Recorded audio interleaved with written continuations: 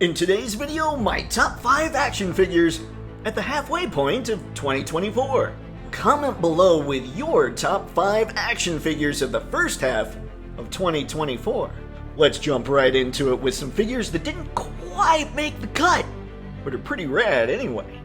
Now let's go through the figures that didn't quite make the cut with the understanding that I only buy stuff I think I'm gonna like. First up, we've got Kirby from NECA's Eastman and Laird line. Now, Kirby here, I will say, there's no way I could objectively put him anywhere on the list. Ladies and gentlemen, this is Jack Kirby. This is one of the chief founders of so many Marvel Comics characters we love today. So to say I could do anything objectively with this figure would in fact be false. But I picked him up because I just like the history of it. He's not a great action figure, I'll be honest, but he's still Jack Kirby. Next up, we've got this Usagi Yojimbo, and this one I think is really cool. The only thing is he's a little more cartoony than I generally go for when it comes to stuff, but he came in that 4-pack, and that doesn't mean I don't dig him. I think he's a great figure. I just don't know how much I'll be using him for photos. And then we've got the meme master himself. We have Skeletor. And I can't do a good Skeletor impression, obviously, but this is from the MOTU cartoon collection. And I have him simply because whenever I'm at a loss for coming up with ideas for photos, I can just kick back and decide, hey Skelly, let's make you a meme. Let's make a meme photo today because this figure is absolutely perfect when it comes to the memes. And now we've got the classic Usagi Yojimbo. And this guy also came in the 4-pack, and he's what I think of when it comes to Usagi. He is definitely a favorite. And when I'm setting him up when it comes to turtle shots, he's the one, I guess he's the Usagi character I will use in those shots because he's just that good. He looks perfect with the turtles. He looks like a good buddy of Leonardo, which is kind of how they've used him over the years. So I can't wait to shoot more of this guy. Now here is Scarlett, and I'm just gonna say it. This figure is absolutely glorious. If I were to do honorable mentions, it would be this Scarlett and that Usagi that I just talked about. I absolutely love the way this thing looks. She is just an incredible figure, and if I can get the camera to focus on her, you'll like her even more. She moves very well, except for the waist articulation, which classified figures tend to have a problem with. At least the females. The guys, they don't have any problem with the waist. Very confusing. But she's even got her crossbow that I use with Huntress, because that's a thing, and Huntress is perfect for it. But yes, Scarlett, definitely honorable mention style. Very happy to have her. She is probably the best Scarlett that's ever been made. And now we've got a Samurai Usagi. And this one is very cool. I like him. Also from that NECA 4-pack. I'm a fan. I think Samurai Usagi gets the job done. But again, I don't have a lot of figures when it comes to that era for photos. So I'm not sure how much I'll really be taking pictures of him. Still, I am super stoked to have this guy. And then finally, the one figure I got this year that I'm just not incredibly stoked about. And that's because he's got tiny little shoulders, but he also came with a frozen fudgy bar, so he's got that going for him, which is nice. This is Quick Kick from the G.I. Joe Classified line, in case you didn't know.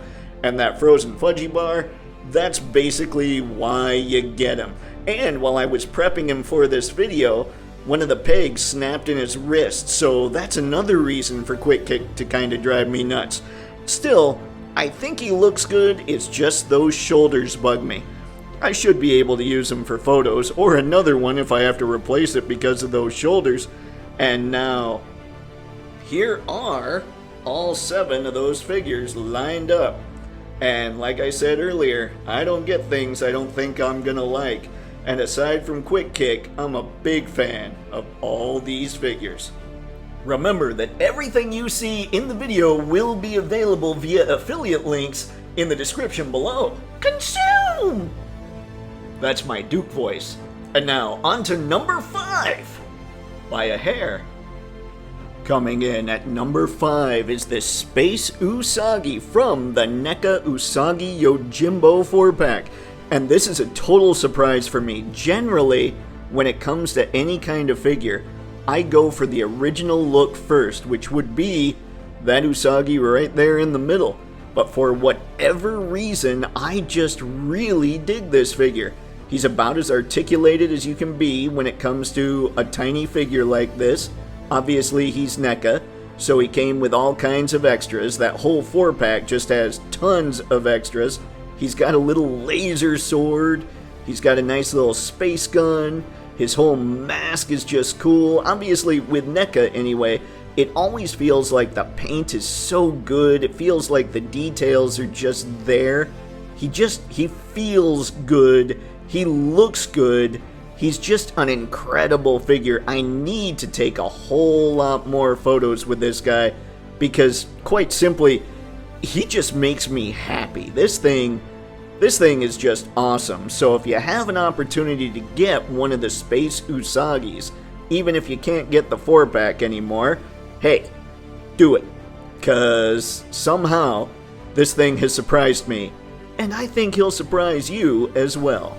Up next, the worst character in pop culture history, but a pretty rad figure.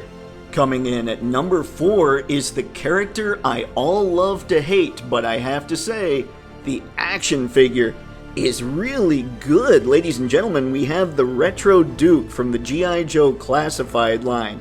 And you can check out the video I did on the whole review of him and why I hate the character. But the figure itself is so good. This feels like a figure that the team just kept going back and forth with the factory to make sure that he came out absolutely perfect. Because he's tight, he fits well, he's got more of the MAFEX style articulation, which you know is going to make me happy, as in he doesn't have like the crunch here. He's got more the waist, the ball peg at the waist, he's got this diaphragm joint, which is an articulation setup that I always dig, so that's very cool.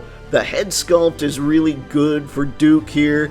He just really, it feels like they nailed it with this guy. I don't know what else to say. I'll be taking a lot more pictures with Duke, even though the character, such a bad character. The poster boy, ladies and gentlemen. This is the only reason Duke exists, is to be the poster boy. Now one day, Lenny and the team will put this kind of love into a retro Flint, and at that point, on that day, I will be super stoked. At number 3, Wolf, but in the best possible way. At number 3, I've got Mutt and Junkyard, and let me tell you why this set made it to number 3. I have not had as much fun photographing any other character, except maybe for the next 2, as I did with these 2. Just putting them together as a set, putting them in photos together was so much fun. They're just such a cool pair. And you got to just do things with these 2 that you wouldn't normally get to do with photos. I had a picture of Mutt petting Junkyard. I have Mutt kind of defending Junkyard and doing the whole chase thing with Junkyard looking on.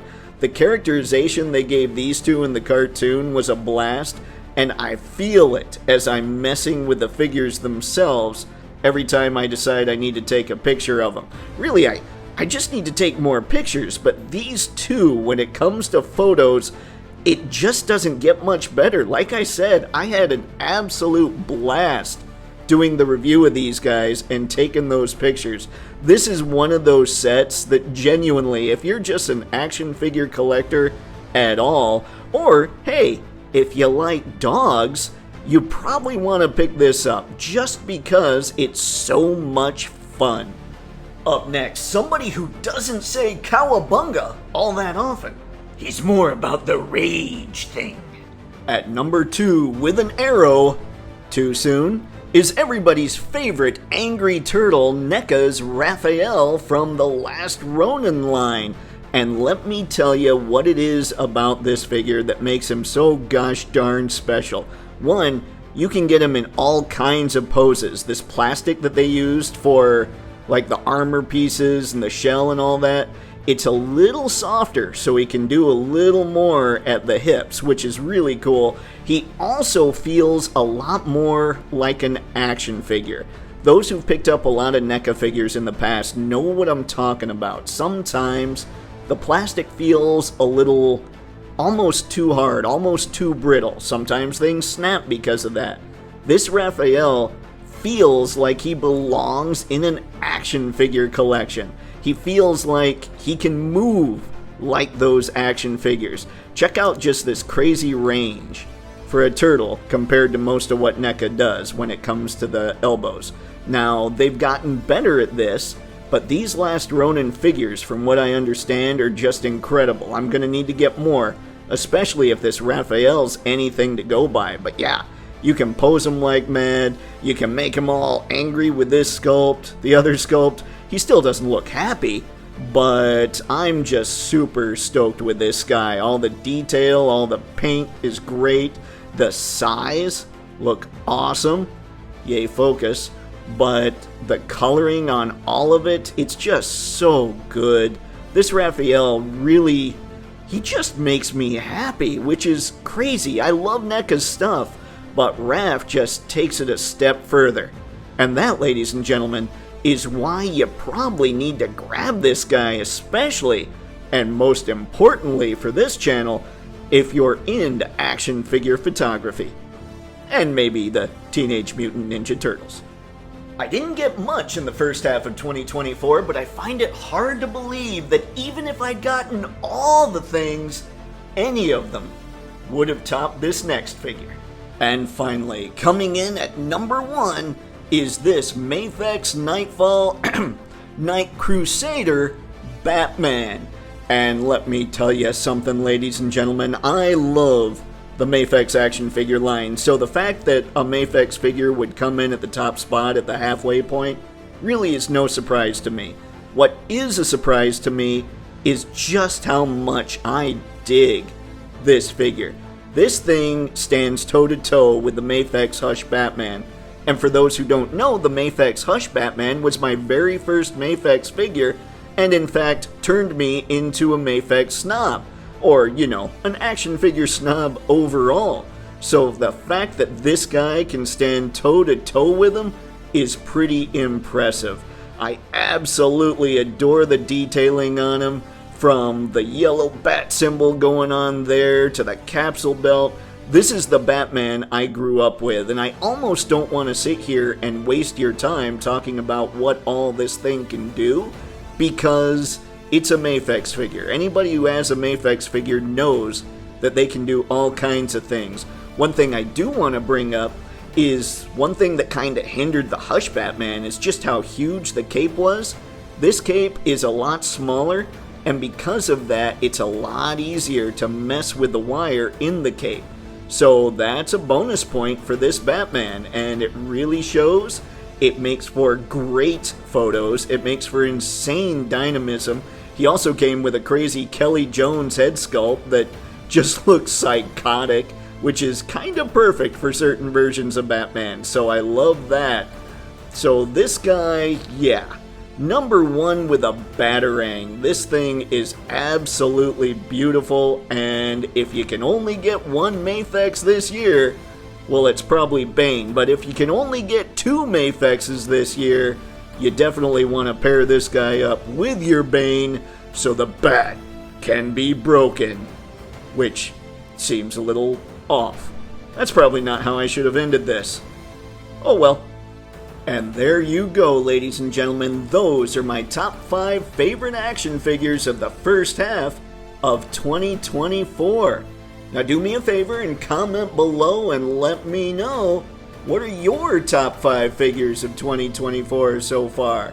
I gotta tell you, the first half of the year has been nuts, and I've got a feeling the second half is gonna be even more insane.